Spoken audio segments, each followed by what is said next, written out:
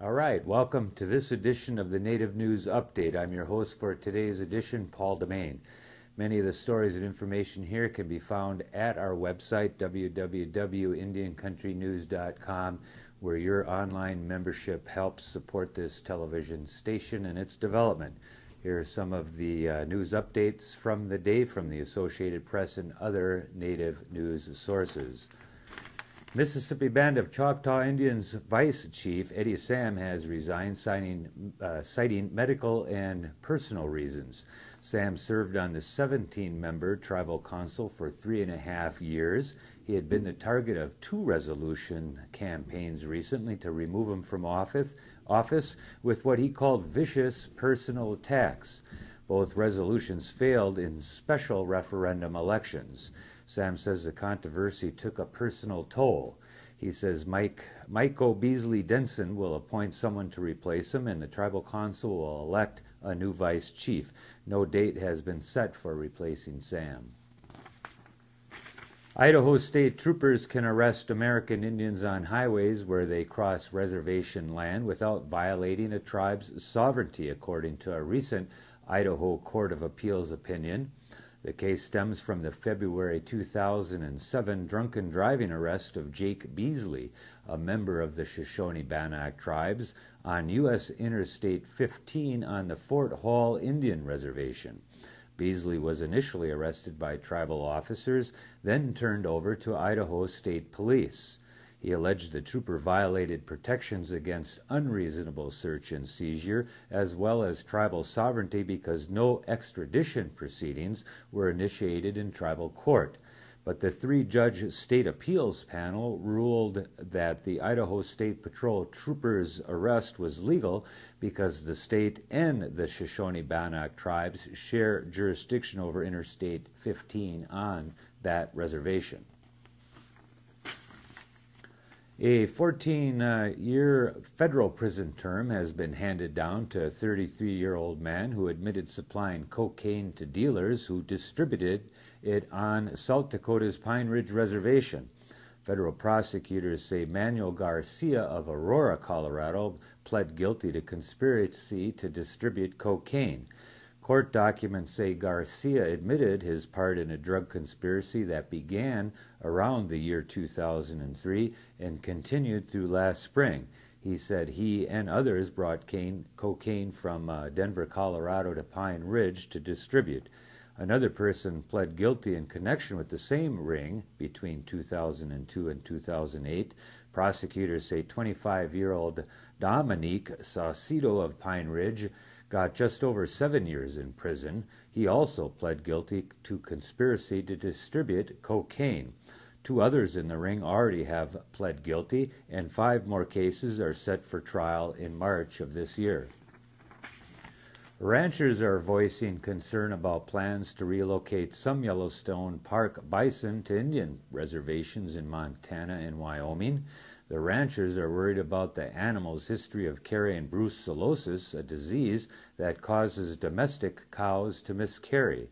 At issue is the relocation of more than 40 bison kept under quarantine for 3 years as part of an experiment to keep alive at least some of the bison migrating from Yellowstone National Park. 3 Indian reservations, the Fort Belknap and Fort Peck reservations in Montana and Wind River in Wyoming, have submitted proposals for acquiring the bison. Representatives from state and federal government agencies will soon meet this month to review bison management proposals submitted by the tribes. A federal magistrate has denied a request from a tribal member serving time on a murder conviction to intervene in the Northern Arapaho Tribe's federal lawsuit against the state of Wyoming and Fremont County over a long-standing boundary dispute. Federal Magistrate William C. Beeman denied a request from Andrew John Yellowbear Jr. to intervene in the tribe's lawsuit. The tribe sued the state and county last September, arguing that they had been improperly taxing tribal members living in Riverton and other nearby areas. Yellow Bear was convicted of murder in a state court in 2006 in the death of his infant daughter, 22-month-old Marcella Hope Yellow Bear. She died at a hospital in 2004 after suffering a skull fracture, broken arm, burns to her fingers, and other injuries. Yellow Bear has maintained that the state lacked jurisdiction to prosecute him. He claims that Riverton, where the girl suffered her injuries, lies in Indian country. The Wyoming Supreme Court upheld Yellow Bear's conviction last January. The court ruled Riverton is no longer, quote, Indian country, unquote, for legal purposes. People living inside the Cherokee Nation's boundary in Oklahoma can receive a free kit to test for the odorless gas radon this month. The Tahlequah-based tribe is working with the Environmental Protection Agency to give out the kits as part of the National Radon Action Month. Radon, which can cause lung cancer, is difficult to detect because it is odorless, tasteless, and colorless. According to the Environmental Protection Agency, it is the second leading cause of lung cancer behind smoking.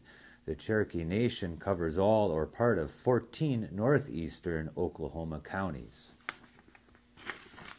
The 3 affiliated tribes in Newtown, North Dakota says 2 oil wells are being drilled on the Fort Berthold Reservation.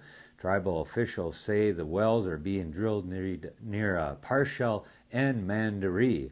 Tribal officials say several acres have been leased on the reservation to big oil companies. Officials say the tribe owns an interest share on all the wells. Entries for the 2009 Native American Student Artist and Essay Competition are due in January 16th to the U.S. Department of Education. Students can register their artwork by writing online in order to receive a full application and release form, or teachers can register groups of students all in one batch. For more information on the process, you can call Rayanne Guanellis at 1-866-259-0060. And watch for this upcoming event, a Showtime live taping with the Powwow Comedy Jam and Charlie Hill and Larry Omaha, coming up on Sunday, January 18th at 5:30 p.m. at the El Rey Theater at 5515 Wilshire Boulevard in Los Angeles, California. For more information, go to LOL Comedy Fest. That's Comedy Fest, F-E-S-T at then, .com for more information. With that, that's the latest edition of Roundup of News from Indian Country on this edition of Native News Update. We want to thank our underwriters for helping us broadcast this issue of Native News Update and our digital mall partners, powwows.com and nativeview.com, broadcasting from Helena, Montana. That's it for today. Thank you.